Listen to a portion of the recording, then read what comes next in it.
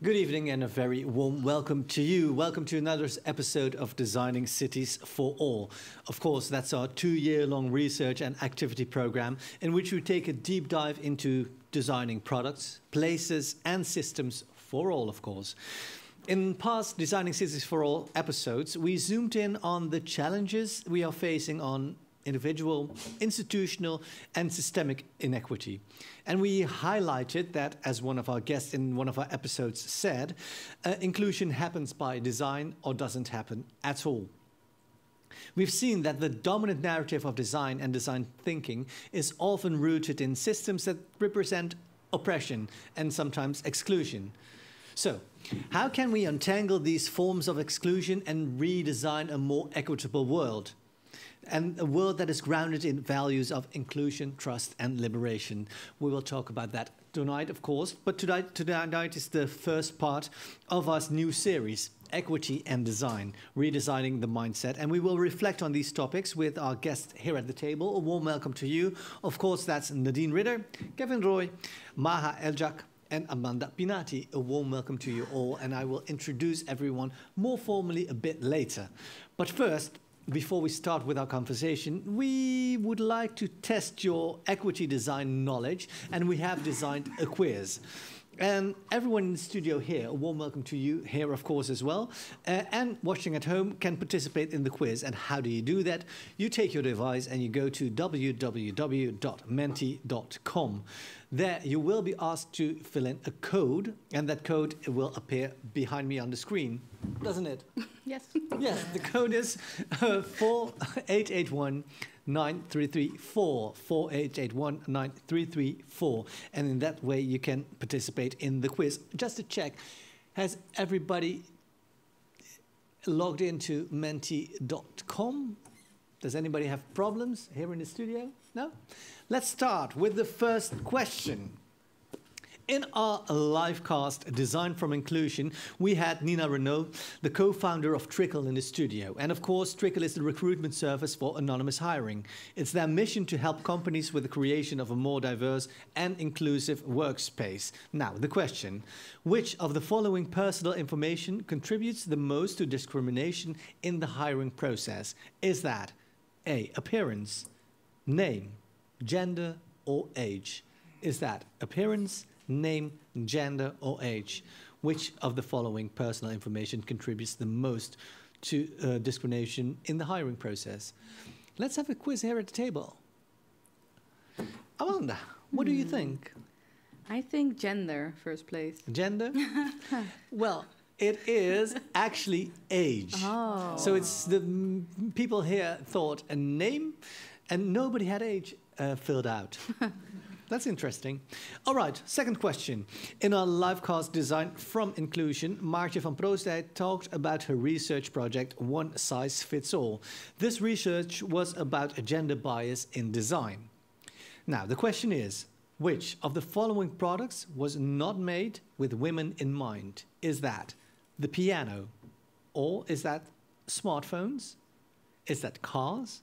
Or clips on microphones? So, piano, smartphones, cars, clips on microphones. I know this one. But you can't answer it. Oh. Ma, let me tell me, what do you think? I have no clue. I should just... Yeah. So it's cars, piano, smartphones, or clips on mic. What is not designed with women in mind? I think cars. Cars? Yeah. You're right and you're wrong at the same time because none of the objects were designed with women in mind, even not telephones. And that's why, you know, the telephones are quite big in some people's hands. Yeah. So let's go to the next question. Trick question. Yeah, trick question. It's not a trick question. Okay. It's not, you cannot win anything. Okay. You gotta say it's a trick question. It is a trick question. Always right. in for the win, so. Yeah. I will quote someone now. And somebody said, injustice anywhere is a real threat to injustice everywhere. I know this one. Oh, you can't answer though. Injustice anywhere is a real threat to injustice. Who said that? Halima Aden, Nelson Mandela, Martin Luther King, Malala Yousafzai. Kevin. Who did say that? I'll take Nelson Mandela for 500, please. Well, you've got 2 seconds to answer it. Wrong. It actually was Martin Luther King. Oh. And 3 people had it right. I thought you were going to say nobody. Nobody. No. Not a trick question. It would be even worse when I said, well, I said that. It's just a fun way to get the topic started, and it's an interesting way to know that inequity by design is everywhere, and we're surrounded by it. Especially the question about the women is very, very urgent, I have to say. Let's introduce our 2 speakers at the table that we're going to start with.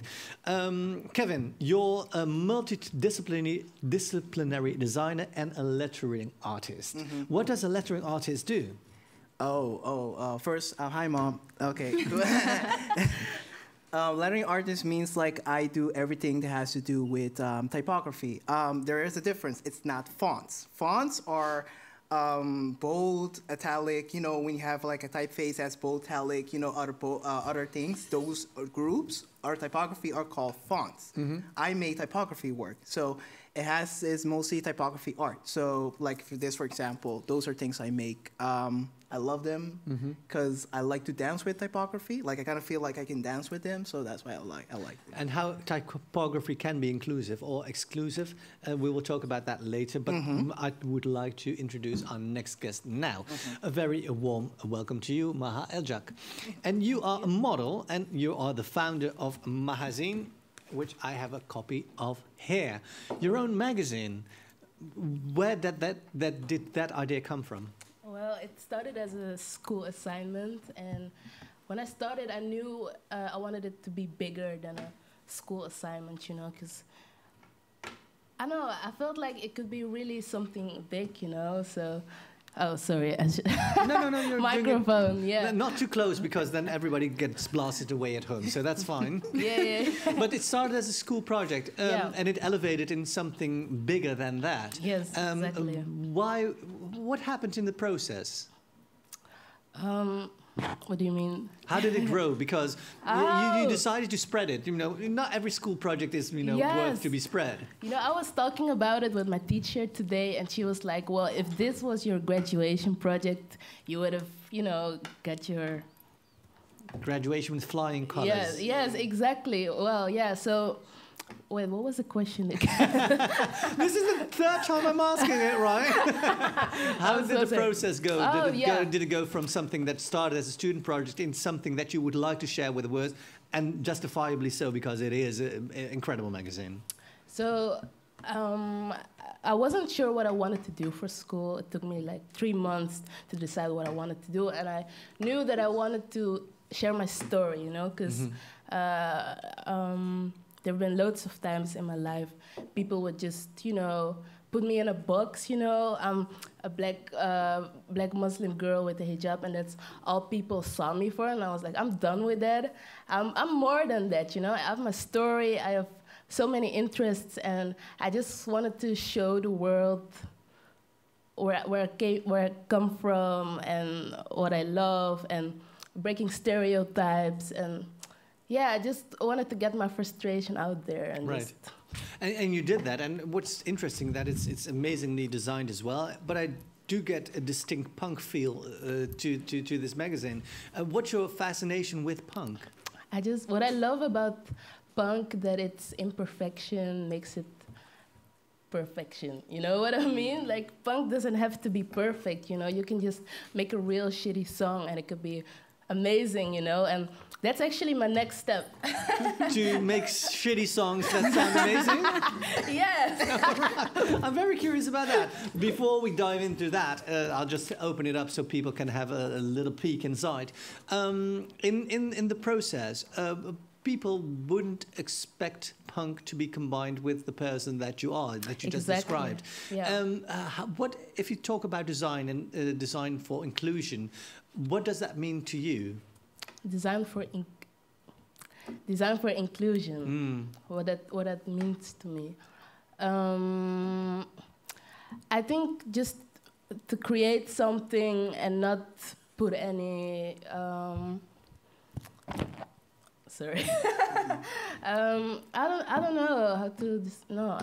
Yeah. Do Yeah. you want to get rid of labels or Yeah, design I some? think something like that, just to create something and not have to think about it's for these groups of people, you know, just to make it, it's for everyone and not just like punk, for instance, you know, because it's punk isn't for everyone.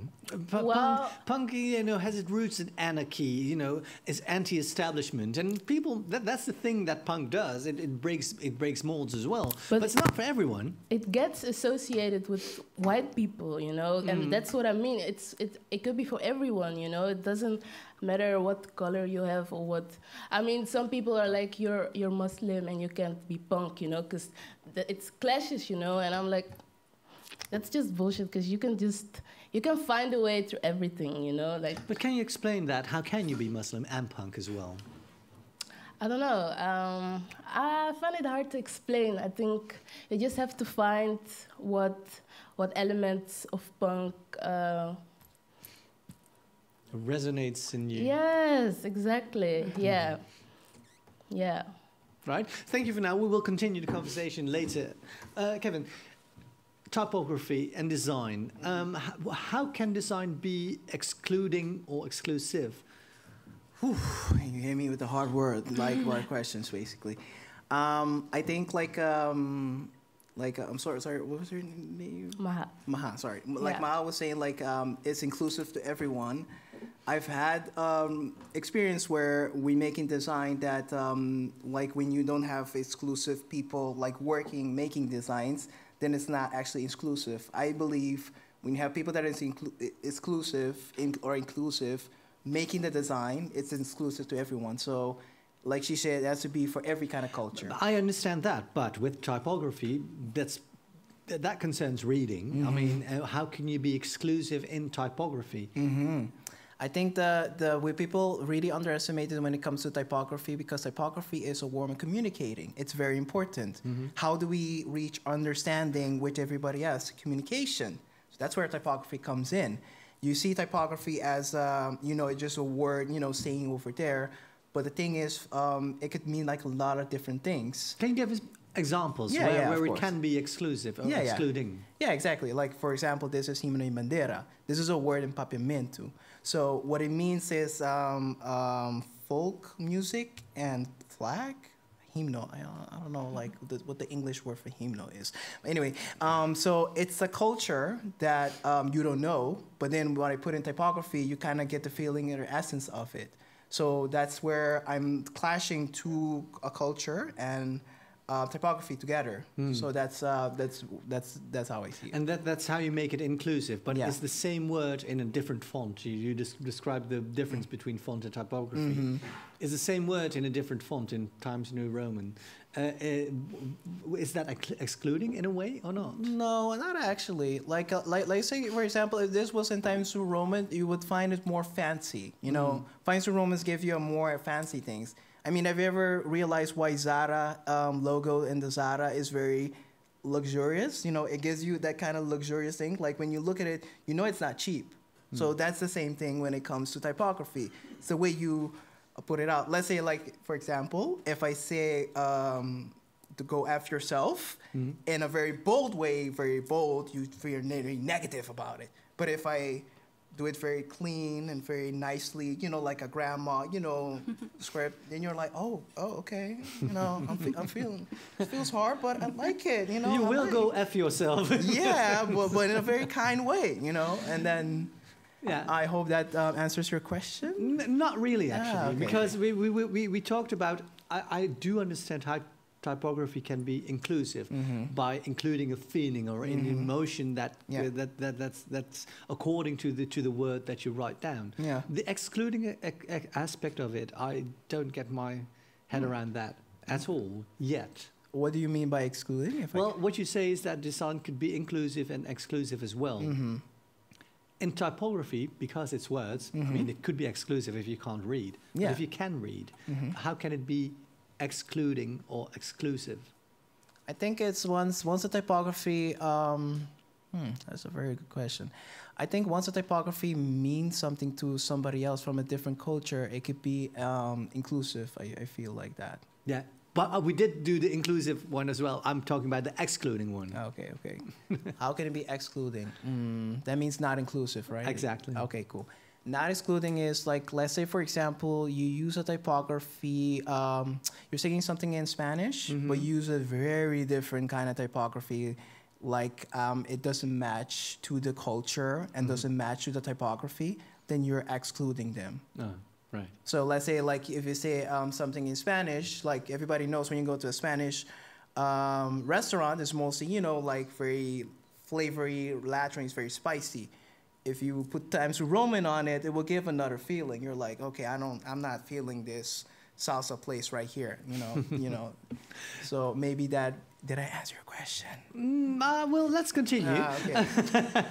You talked about working on a project, Triphamento. What is Triphamento? Okay, Triphamento is basically, so I have a typography and I have Papamento, and that becomes Triphamento. So basically what it means is I'm using my culture, my language, my native culture, Papamento. If some people don't know here about Papamento, basically Papamento is like a multicultural language made out of different languages. I think it's Spanish, Portuguese, English, Dutch, of course, yes, and some bit of African, basically. So Triphamento was a way, because was also my final project. I wanted to finish my project because this was a time we had to go to the world, you know, show what kind of designer, creative we are. I was sick of my teachers always telling me, Kevin, you're too much colorful, you know, you're using too much colors, you're very diverse. I was like, you know, I just want to show who I am. This is who I am. This is my culture, where I'm from. But can you, what was the reason for teachers not to understand the choices that you made as a designer? I think I had like a lot of difficulties when it came to, even with my typography teacher, he didn't actually, he or she or they didn't actually get the whole culture behind it. I mean, every time when I was coming to them, like, you know, this is from my roots, this is where I'm from, they weren't actually taking initiative to go in, you know, the roots. All they told me was, yeah, I don't know, Kevin, I can't relate because I never been to a cultural, like a cold place before, a warm place. I'm like, damn, you got Google. Like, you could just Google it, you know, look from the history about it. I mean, Dutch culture doesn't actually talk that much about the Caribbean also. It's also a problem. And so there's no interest in different kinds of cultures? No. The dominant narrative that I mentioned beforehand is quite present in the educational system as well.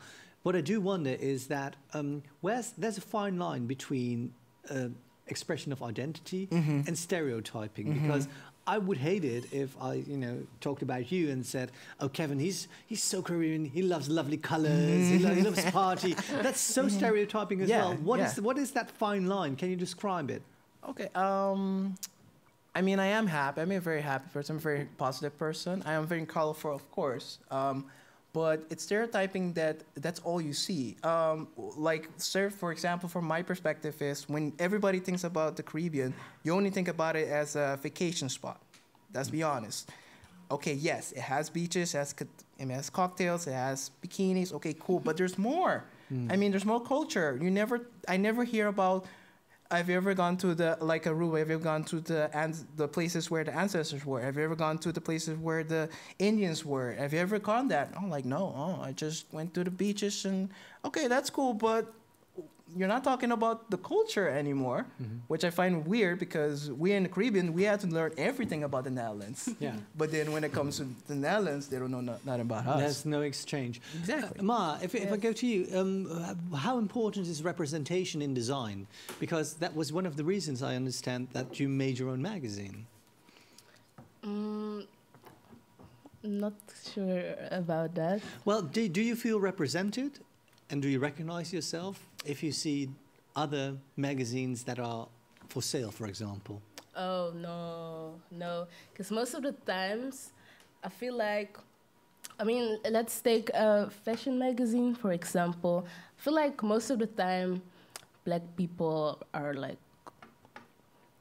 a marketing ploy. I mean, yeah, something like that. I feel like it's not genuine, you know? I feel like they just want to fill a gap, you know? I feel like it's not real, you know, and I really love honesty and clarity and just everything to be real and genuine, you know, and I really miss that these days. And my zine is just it's just pure, you know, pure water. Pure and out there. Yes. You were one of the candidates of Holland's Next Top Model. Yes. And you were the first one that wore a hijab as well. Yes. What was that experience like for you? Was that an example of just, you know, window dressing? Oh yeah, we have a girl. That's different, or was that intentional and you know, done with the best intent? I think it's both. I feel like they really, yeah. I feel like the team really wanted to show that they're inclusive and diverse and whatever, you know. But I actually felt like the first, what you said at the beginning. Yeah, I just felt like a puppet, you know. Like, you felt like a puppet. Yeah. Yeah, and so you took matters in your own hand. If you would describe, I know you don't like labels, but if you would describe who this magazine is aimed at or geared to, what's your target audience? I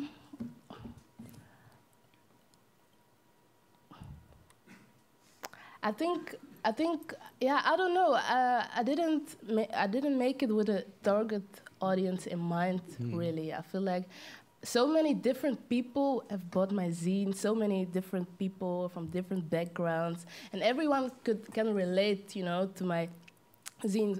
For example, someone from my school was like, told my teacher that it was really interesting for her as a white girl to see my perspective, you know, to see my views as a black girl, and she thought that was really interesting. But there are also like black girls who really could relate to my story, black Muslim girls. I think everyone, or I also talked about my love for One Direction in my zine, and there was this girl, oh my God, I used to love them as well. And you know, everyone can relate at some parts in my zine, so.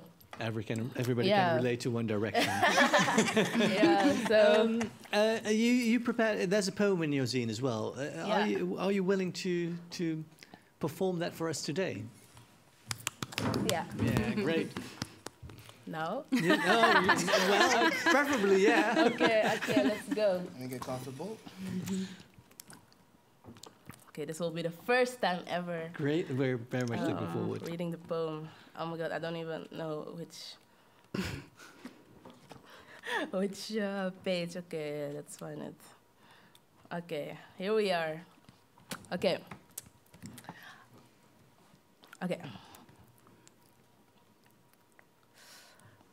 I tried to fit in. I tried to be accepted. I imagine how it feels being one of them, loved and adored by all these cool mundanes. It makes me feel excited, like a little kid. But they won't open the door. Instead, they shut the door in my face. You suck, they said. So I made my own special place.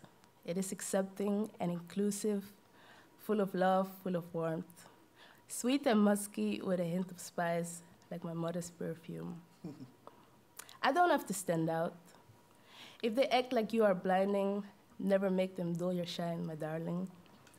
Not fitting in was a blessing, or I would have turned out just like you. Thank you. That was beautiful. Thank you so much for now. We will continue the conversation with you, but I would like to introduce our two new guests. Nadine Ridder, welcome to you. You're a creative strategist, you're a writer, and you're a trainer, diversity, equity, and inclusion. Nice to have you here. Thank you. Is that what you are? Well, it's not who I am, but it's what I do. That's what you do. That's quite a distinction. You heard yeah. the poem from Maha. What's your gut reaction to that? Well, I can relate to it, of course. I think a lot of people who don't fit the norm can relate to this work. It was a beautiful poem. Thank you so much for sharing this. Yeah, so I think I can definitely relate to not fitting in. like, I think the interesting conversations that we're having right now is because still the questions that are being asked are pretty much about, okay, this is the norm, and then we have inclusion, and it's like, it's still compared to what the norm should be. Whereas I think personally that real inclusion, it's got nothing to do with the norm, but it's like something that we create from all different perspectives, and then something new happens, and that's something completely different than the world of target audiences, of, you know, the way that we're used to looking at things, and that's what makes this kind of work, and your work as well, so exciting, because it's just something we can't grab and we can't analyze and we can't fit it in a box, because it's just, you know, created from different perspectives than everything that we've seen till this far. And also because, you know, being an independent, or at least the magazine is published independently, you can only do that independently, because if she would go to whatever big magazine, they would still, you know, what you said, make it performative, use her content, and try to fit it within the norm that is already been created, and that makes it less valuable. Right. If it indeed is less valuable, we'll talk about that later, because I would like to address systems as well, because what you're talking about is breaking down systems, and that's the whole conversation. But I would like to introduce my final guest to you as well. Amanda Pinati, well, welcome. You're a design curator at the Stedelijk Museum, and you're also the co-founder of a Dharavi Museum. Where and what is the Dharavi Museum? Well, Design Museum Dharavi was a project I did in 2016.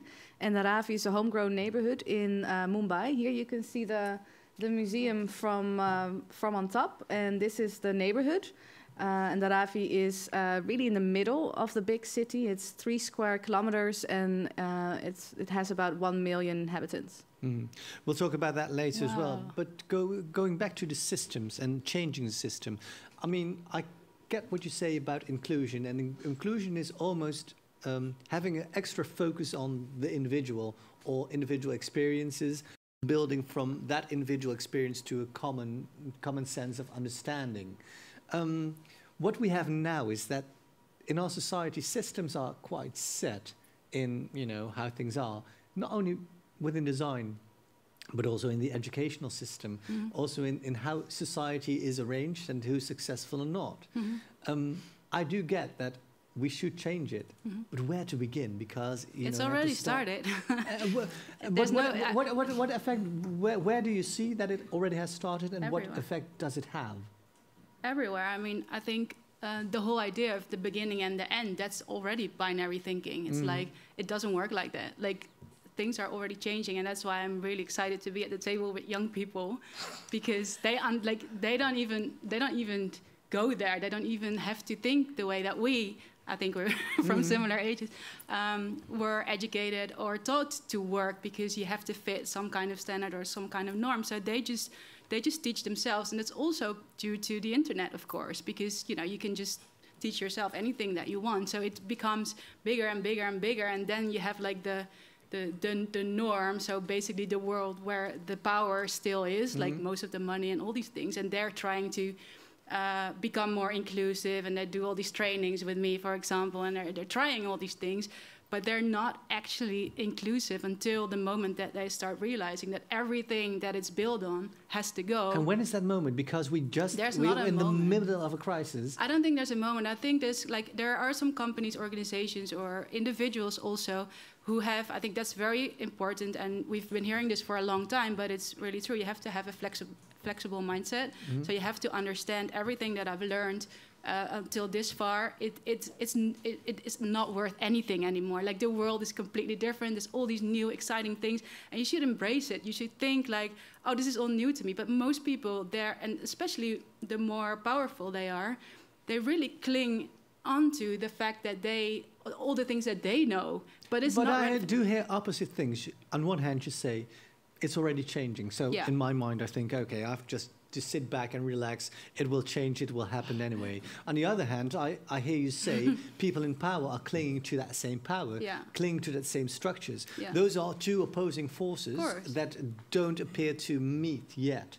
Is it a question of sitting back and relaxing and seeing what happens, or what should be done in order to have the people in power realize that change is current?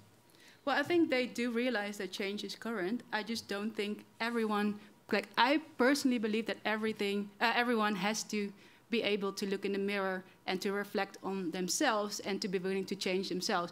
Most people, well, a lot of people don't really want to do the work. So they want to have the change, so they want to be part of this new thing, and they know it's exciting, and they see that the attention goes there, they see young people go there. So they want all these things, but they don't want to honestly look at themselves and see what's actually, you know, making them believe that they should be the ones in power and maybe not someone else. But being devil's advocate, then change isn't happening. Of course, because it's not as if, like, you have, like, the, let's make it a little bit black and white, but let's say the traditional companies, they're still, you know, they're still big because, you know, they're built on the system that we're still in. But then you have this whole new world of companies that are actually built from completely different, on a completely different way. And can you give an example of those new companies? Well, like Daily Paper, a brand like Daily Paper, like those guys, they just, you know, it's like a big fuck you to the fashion world because they don't need any of these big labels, whereas before, I don't know that much about fashion, but I think before you really needed to go into that world in order to become this big.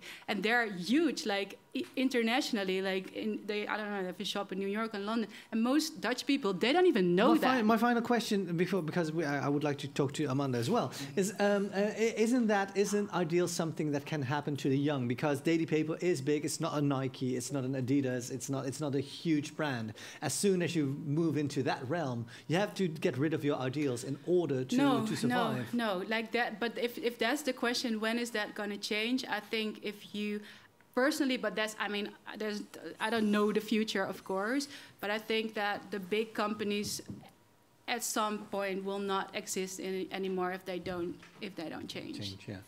Amanda, you work at the Stedelijk Museum. That's an institution that is changing as we speak. How can a museum react to the social, well, unrest almost that you that you mentioned, and how is an institution that old and that renowned, is it able to change its vision and to change its strategy as well? Yeah, I think it can, but of course it's an institution that's built on, well, it has this huge history, it has walls, you know, it has a certain threshold for people to go in or not. So yeah, I think it's very difficult to change an institute like that, but I really think it happens from within. So, you know, there's a lot of people that, and I was one of them that sort of tried to kick against the museum, with actually the design museum in Daravi. I was trying to find in a whole other way what a museum could be. But then I was like, okay, I've played outside for a long time, so let's see if we can also change from the inside. What are the best practices that you discovered in Daravi that you can take within the Stedelijk Museum? What I really liked from having a mobile design museum is that you could go places and you could go and work with a lot of different people in different neighborhoods. And I think that's what we have to learn at the Stedelijk. How can we, instead of waiting for people to come to us, we go to the people? But the fun part is that when the Stedelijk was restructured and they didn't have a house, did that. it already had exactly that. Yeah. Why did it disappear when the walls were actually built and finalized? I'm not sure, because I wasn't there when that happened. But what I'm seeing now, which I think is a lot of fun, is that we have the entrance, which is a free space. You don't have to pay a ticket yet. So we actually work with the new originals who are now also like, they're not yet Daily Paper, but you know. It's a clothing brand as well. They're getting there. And we have this whole fun chess game together with them, with Oskam, and with the Blik openers, the eye openers that we have in the museum. These are young people that are in the museum, in the rooms, and they just start talking to visitors and say like, hey, do you want my perspective on this artwork, instead of just reading the room text? I think that's very interesting, that's very nice, and it's very good that you involve them as well. But still, it's not the core of the museum. The core of the museum is the collection that is Eurocentric, is, you know, a lot of the curators that were educated in a certain perspective. And that's very hard to change, because what I thought was really, really interesting and what triggered me as well was the exhibition about Suriname. And then I realized long overdue. Yeah, long overdue. But then I realized that the majority of the works weren't part of the collection of the Stedelijk, and you had to depend on others to tell that story. So in order to have people from the new originals and the blick openers having their perspective, it's not yet a fundamental change. No, exactly. No, that's completely true, what you're saying. And luckily, we can acquire some of the works from Surinamese schools. So those are actually coming into the collection. And that's what you basically also need younger new curators maybe for, but also my colleagues also that are there for a longer time are also learning now and also seeing what's happening in the world, and you know they want to move with us. Isn't it too late? The momentum has passed. They're too late. You can't do that anymore. I don't think so, no, because we just talked about representation, and that's super important.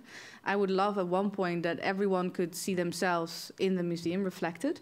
And we are all really trying to, acquire different pieces that are like not in the collection yet. And that's what we're doing. You can actually see a lot of new works here. I did 2 rooms. We have a new collection presentation and we started from 1980 to now. And for that, I could acquire some new works, which is really interesting. And yeah, I'm showing them here. And of course, we also worked on the collection, the exhibition presentation, because of course you have the collection, but you also have to exhibit it in a way that is accessible for a lot of people. So this whole program, we're talking about designing for inclusion and designing cities for all. What does that actually mean? Because it's how would you It's not my program.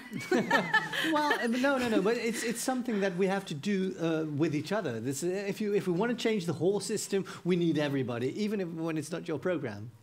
No, but I mean, if you look at the idea of inclusive design, that means that there has been some design that's been exclusive, if you want to put it that way. So, I think everything, like for me, to keep it personal, like I work as a strategist for different brands. So for me, being like most strategists in the creative agency have a different profile than I have. So they're mainly male, 40 plus, white, heterosexual. So being aware of that everything that's created comes from such a small group of people. So everything that ends up comes out of a production process. It's quite similar in a way. So if you change something at the beginning, so it's not like, oh, I have this inclusive. I always say like, because I'm from a mixed background. So my dad's from Indonesia, my mom's from Germany. So I always say I was born with an inclusive mind, and what I mean by that is that there's not like one group that I belong to. So for me, it's natural. I was born with. I don't know what the norm is, because there was not like one. But it's not as if I'm sitting doing my work like, oh, I'm being so inclusive. It's just coming. This like the insights that I create my work around are coming from me, from someone from a different profile than most of the work that's being created, and that makes it something that's more inclusive. So if everyone does that a little bit more, then it becomes. But I don't really. How do you train companies? Because you train companies to be equitable. How do you do that? It's very hard. It's very, very hard. Is it possible? Yes, of course. Otherwise, I wouldn't do it. I have to say that it's also it's hard work. But I believe that people who want to change should be facilitated as well, because a lot of people, they really want to change, but they just don't know where to start, or they feel very confused about what to do, and they want to do the right thing and all these things. So my training is always focused so much about what I just said as well, learning to look at yourself, learning to understand why your view is the way that it is. So it's not about you being like, wrong because you have this specific profile, you shouldn't be in that place. It's not about that. It's about coming from, that place gives you privileges, understanding that those privileges are not for everyone, and understanding that those privileges are not your fault, but it is a responsibility. And if you do understand that, if you do realize that, what's the next step? Well, the next step is to transform these privileges into, now we go into the training, I call that tools of opportunity. So ways for you to contribute towards a more equitable world. So a lot of people are just not aware of how much privilege they have. So everything that you do in your daily life or in your work, you can constantly think, how can I mean something to someone else who doesn't get the same opportunities? And then you can find so many things that you can do. And then it becomes something that's positive, something that everyone feels part of. You know, we're doing this together and not, oh, it's your fault and you should go, or this is wrong and you're not doing it. Like, a lot of people still feel that working on a more equitable world is something that you do for someone else. But it's not. You do it for yourself, because if you are able to do that, you will also gain from, you know, having more perspectives in your life, which makes it a lot more interesting. Right. But we don't see that as much yet. So it's still like, I get really excited about this because there's still so many, you know, exciting things to be developed. And that's why I say that fact is the most important. You're not doing it for somebody else. You're doing it for yourself, because you enrich yourself and your company with that as well. Of course, yeah. I would like to focus again on the viewers at home. We would like to involve you in the conversation as well. So like I said before, please go to www.menti.com and there you can enter the code that appears here in the screen. That's 48819334, and then you can pose your questions to the people and the panel here. Amanda, we've been talking about systems and destructuring systems. Is that something you recognize in the Stedelijk as well? Are people prepared to realize what their privilege is and change their positions? Oh yes, I think so. We actually, last year, we just started with a reading group. Just to educate ourselves, you know. And luckily there's websites like White Homework and that sort of thing. So I think if you start there, I think knowledge is very valuable. So if you just educate yourself, and from there you can start changing things. And you know, for me as well, I'm not a wheelchair user, but of course you're making an exhibition that should also be accessible for wheelchair users. And we have this, you know, there is this sort of royal norm of how high you hang an artwork. And it changes with every director. And of course now we have Ryan Wolfs, and he's quite tall, so. Oh, really? They was like, what is the new royal norm? And I'm like, what are you talking about? What is a royal norm? Maybe we should actually think about if wheelchair users could still see this work and, you know, or read the room text and that sort of thing. So I think, like Nadine said, like, it also starts with yourself. And it was for me an eye-opener to also, of course, think, yeah, this is, yeah, also it changes with yourself. Right. Definitely, yeah. We've prepared some quotes that we would like you all to react to, and those quotes are from people that appeared here in the program in an earlier episode. So the first one is from Olutomain Kukoyi, and she says that they said that inclusion happens by design or not at all. That's quite a powerful statement. Kevin, what do you feel by that? Because it describes a great dependency on design. Hitting me with the wrong, like hard questions over here. Inclusive happens by design or not at all? I can only give my honest opinion on this. It should be yours. It shouldn't be anybody else. I think what this means is basically like, sorry, Nadine was saying, sorry, I'm very bad with names. It's okay, no worry. Nadine was saying that, like you said, it has to start from everyone. Like, it has to start with yourself. Like you said, like for design, I feel like for design to be inclusive is basically you need people around you to be inclusive also. If people don't have the same mindset as another people, you can be inclusive. And I think that's what she mean about that, because if you don't have people inclusive in the design, then it's nothing at all. It doesn't become design that's inclusive for everyone. It's just inclusive for one. But isn't design always excluding? Because you cannot design for everybody. Oh God. I would have gone to the article and then see this. There's an article called that design is very white-based right now. It's 90% white-based. This is from America. This article, I think it's like a very old, and it's very old. I can say that. I wish I knew, like, I wish I had my phone right now and I can tell you exactly. So this happened, this article was written from a long time ago. I look at it now, and the same article, it's like still still recent right now, because you go into the sales like, yeah, design is very white-based because if you're not a white male making designs, your design will not count for anything. An example about this is, how much black designers do you guys know? How much, people that are that make designs you guys know? You know people that are white men's. You only know designers that are white male. Some of them are founders, of course. Design had to start somewhere, but you never hear about the other people. Basically, like for example, Chris Do. He's a Filipino American, and I know him because he's designed, but he's not like one of these white designers. And I feel till now design is still white, very white.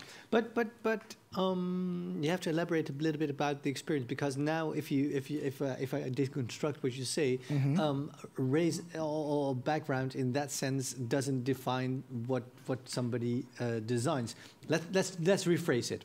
We just said at the beginning of the program, certain products weren't designed with women in mind, like cars, like phones. Yeah. But still, we're using cars, we're using phones. Yeah. It's not designed with women in mind, but it's still applicable for everybody, and everybody uses them. So you could say that's no flaw at all. No, I don't feel it that way. Basically, why not? Because if you're not inclusive, you're not including everyone to the design, then you're missing out. Like, let's say, for example, if you're not designing a car that's better, that's for a handicapped person, then you're just excluding them. And I mean, it could be for everyone, but not handicapped people. They can't drive a car. If you didn't design the intention to make a car also accessible to handicapped people. This is just an example, but that's just like. See, like for example, I know another one. I know a blind person that he's an architecture, and he sees the world in a very different way. He knows how to design a house architecture, not especially for only people, but white people, but also handicapped people. So then, with his intention, his worldview, you get another design. You get another version of design, especially not only for people that can walk with two hands or see with two eyes. You're getting design from people that cannot see. Yeah, and that's also applicable, or can be used by seeing people with vision as well. Yeah. Amanda, your reaction to that statement? Well, I think it's all about what also Nadine said, what we've been saying here. It's about breaking these systems. And then, we have to rebuild them again. So then you start with designing them again. Right. So I guess I agree with it.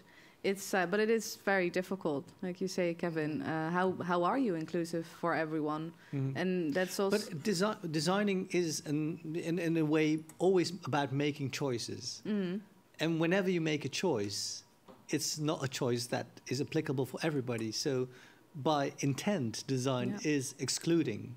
So how do you go about it? How do you find that leeway that that you can involve as many people as possible? How do you do that?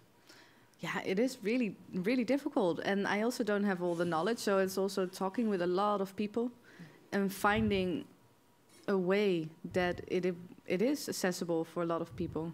Can I add something? Like, I think what's also very important is if you ask that question, the main thing is, how important do you think it is when you create something? So, for example, like a lot of products that are created by, like Silicon Valley or like white males, so they create these face recognition systems and they don't recognize black people, for example. Yeah. So then you can say, well, it works for a lot of people, but if it wouldn't work for white people, it would never be on the market. And same goes for these products that you create for women. Of course, you can create products for women, and men can also use it, but it's not created equally. And that's the whole idea. It's the same with, like, if you look at the way that medicines are developed, like they're all created for men, and a lot of women, like, they die from heart diseases and stuff because it's not been taken into account. So you have to look at the product as well. So at the beginning, it would nothing would be created like what would be considered for everyone, and then white males wouldn't be considered. That's unthinkable, because we live in a system that's built on these oppressing systems. And now you talk about the power structure that is there now, and if you change that, it literally has impact on something like health, where women react differently to medicine than men, where different people from different ethnicities also react differently to certain kinds of medicines. Yeah. So that should be taken into account, and that should be inclusive, even if it's as serious as saving lives. Yeah, so the question you asked is like, is it possible? Yes, it's possible if you care enough about these people. Like what you said about the wheelchairs, like so many people are like, yeah, okay, but that's for the people. But do you care about these people? So if you do, then you have to keep them in mind when you're designing anything. So our next quote, and that's from somebody I think you all know. It's from Nadine Ridder. Oh my God.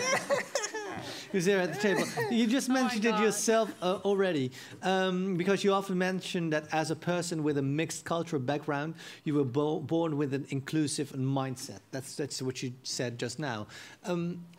How do you, Ma, is somebody from a mixed background or a different background already born with an inclusive mindset? What do you think? I think so. Why? No. It depends. I think on the parents. I think on your the way you were Brought up, raised. Yeah, exactly. I think it depends on the way you were raised. I think so. I think if your parents are really, if they really show you like both cultures, you know, if they really get you involved in both cultures, then I think you automatically will be more inclusive. And if they only take one side of the family, maybe you'll just see one side. You know what I mean? Yeah. What I understand is it's about context. It's about in what context are you being raised, and what awareness do you have from those different kinds of cultures that you were brought up in. Yeah. What do you think? Because does it give an advantage to have a mixed background in that sense? Well, I like to see it that way because, of course, my bicultural background, I always felt it was a disadvantage when I was younger. Why? Yeah. Well, because you're always excluded, because you never really belong to one place or the other. You never really know where you feel. If you say, oh, I'm just Dutch, then you feel like you're sort of ignoring one really big part of you. So you have guilt. So what do you do? So at first I always thought like that, but maybe also now because the world is changing and, you know, people are actually listening to us.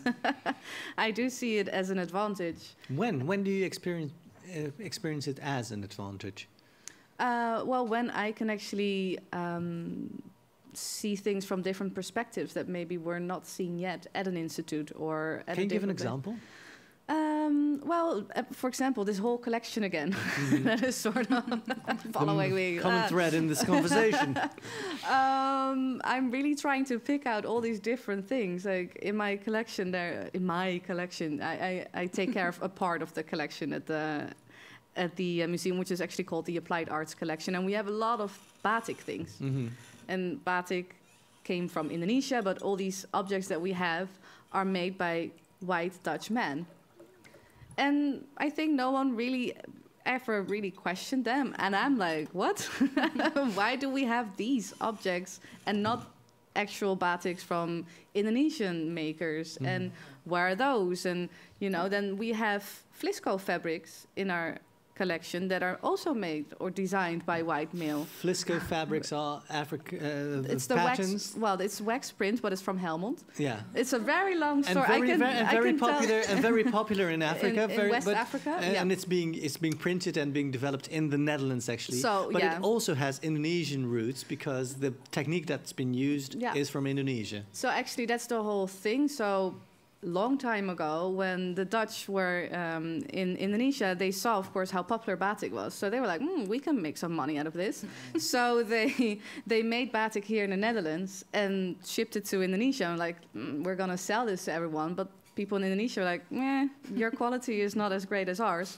So they moved it to West Africa, and there actually it became very popular. But then the patterns changed, and of course, different stories. But I think from my cultural background and knowing these different stories, I can connect them and then share, hopefully, a whole new story. And because what I realized when working in art institutions that an art object, whether it's a painting or a statue or anything else, a batik as well, it's not a neutral thing. No, definitely it's not. always being contextualized by a curator, by somebody who works at the museum. And if you don't create the right context around the work, it could be excluding or inclusive as well. Kevin, when we started this program, before we started this program, you said, I'm a Caribbean designer. You're not a Dutch designer, you're a Caribbean designer. Yeah. Why is that distinction important to you? Oh, God. I think it's what we were talking about also, like when you're at Dutch. I can say from my perspective, my story, I'm just going to go very personal right now. Am I allowed to do that? Okay, cool. Thank you. Yes, please. When you come from the Caribbean, when you're from the Caribbean, you have a multicultural, background. You have a lot of things. You can have Spanish, you can have Portuguese in your family, a lot of things. When we look at each other, we didn't look at, oh yeah, that guy is Spanish or that guy is Chinese. We also have Chinese cultures. People, living in Aruba. We're not saying like, oh no, they're that base. We're like, no, we're all this kind of collaboration of different cultures, and those culture kind of makes us. We just look at a person and we're like, okay, what kind of background he has? Okay, that's cool. Okay, here or she. When I came to the Netherlands, so I think everybody knows this or everybody doesn't know this. My passport says I'm Dutch. So when I come to the Caribbean with my passport, like she was saying, like I'm Dutch. So I felt as if I was. So I needed to, like she was saying, her poem also, fitting in. So now I have to be Dutch to fit in, to have a well-deserved, or not well-deserved, sorry, a very luxurious life here in the Netherlands. Because if I'm not dealing with the program, I'm not gonna live comfortably. So then, now I have to choose: am I fitting in, or am I excluding my background, my culture? So that's why. But what I don't understand is, why do you have the feeling that you have to choose? Because we, especially if you're bicultural or are from the Caribbean or from Suriname, people are always code switching. So it can be possible that in one situation you feel, okay, now I'm Dutch. In another situation you feel that you're Caribbean. You're not. I mean, that labeling is limiting as well. You're not only one thing. You're a combination of different kinds of things. Yeah. So why is it difficult to, in one situation, choose for Dutch, in another situation, choose for... Because when I come to the Caribbean, to the Netherlands, I always felt like an outsider. And then to be if you feel like you're an outsider, you need to fit in. So if I'm going to be fitting in, I need to be Dutch. So that's the feeling I have. Yeah, but where did you have that feeling? Because not everywhere, not with your family maybe, or not with your friends, or not with people that you just meet. When it came parties, mostly when it came to the Dutch system. So I needed to give like a BSN number, that means I'm Dutch right now. I need to live as a Dutch person. It has a lot to do. Okay, I'm going to be really bold now, and maybe it's not right. Okay. But just to play devil's advocate, that's something that you put in your head because nobody actually forced it upon you. Like I said, devil's advocate. Yeah. How would you respond to that? I would say no, because I'm not the only one feeling this way. A lot of people from the Caribbean, like I didn't say, when I do Triphamento, I didn't mention this. When I did Triphamento, I didn't do it from only my perspective. I did interview people that are from the Caribbean living in the Netherlands. They all had the same reactions, same feeling as I had. You feel excluded at all from the Dutch. Yeah, these are these are people from the Caribbean that are living in the Netherlands. This is just like a surface. There's a lot of us here in the Netherlands. And this is just some of them from the creative scene. First I thought, like you said, maybe it's in my head. Maybe I'm just, doing this. But when talking to them, turns out they had the same feeling as me. So then I feel like, no, this is not only my, my problem or a problem that I put in my head.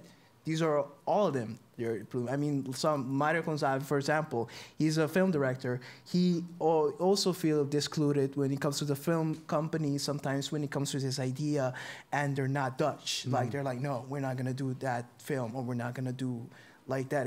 Even when it goes about, mistreating or systems that happen to Caribbean people that they want to show awareness to it, they don't accept it because you know, it's not Dutch, so we're not going to do that. Yeah, and by that, by having the lack of interest or the lack of knowledge about certain areas, you cannot value it.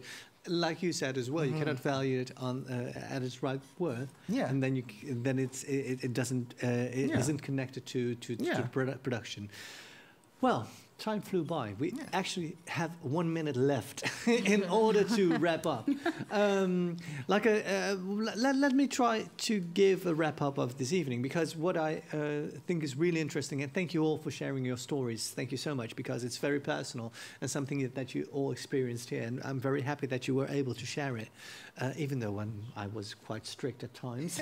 But that was just to play devil's advocate. But what I take away from tonight is that it's very important to realize that it is about exchange. It's about exchanging ideas and having an equal value in each other's histories and each other's stories. And as long as you don't know about that, if you don't realize that every person has another history and every person doesn't necessarily fit a certain kind of frame, it's very difficult to design systems and even products for everybody. And when designing systems, you have to work together and to share the knowledge. And if you don't do that, it's very difficult to be very inclusive and actually design cities, products, systems for all. That's a long way to go. We haven't resolved it in one night, in 1 hour, unfortunately. It's a nice wrap up there. Yes.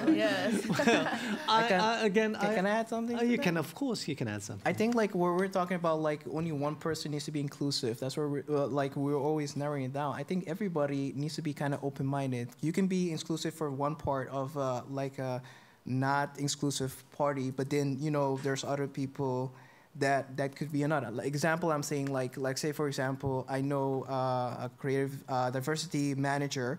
She works for a company that's very international. She can't be responsible for every single culture that comes through the company. She needs to have other people around her that can do that. So what I'm saying about this is when you can be inclusive, it's not only one person. You need more people, you know, as a group and community in the back of you, so you can kind of make design more inclusive for everyone. It's also a system. Yes. It's a system. And it takes a village, you can say. Not only to raise a child, but also to design. I just wanted to make sure that it's a village. It's a village that takes the responsibility, and it's a good. shared responsibility. Well, thank you so much again for sharing your stories. Thank you for being our guest. Thank you all for coming to De Zwijger, and thank you all for watching the program. We hope to see you next time soon. Next week, we will continue this equity and design series. We will talk about tools and opportunities with Emilio de Haan from ++1. Oh, you know him. Yeah, I'm also in ++1. That's why. We always talk to a non-native and Dr. Annika Fry and Nanja van Rijssen from Women Skate the World. So make sure that you tune in. If you are a designer or a student or a designer to be, please join our student book club and get a copy of Glitch Feminism, selected by our third Designing Cities for All fellow, Galit Ariel. And the deadline to apply for that is the 6th of October. If you go to www.dezwijger.nl/DCFA, you can find more information. And if you'd like to make a contribution in these dire times to the programs, make sure you go to the website of De Zwijger, and there you can leave a donation that will benefit the programs directly. Well, this is the end for me tonight. Hope to see you next week, and talk to you later. Bye-bye.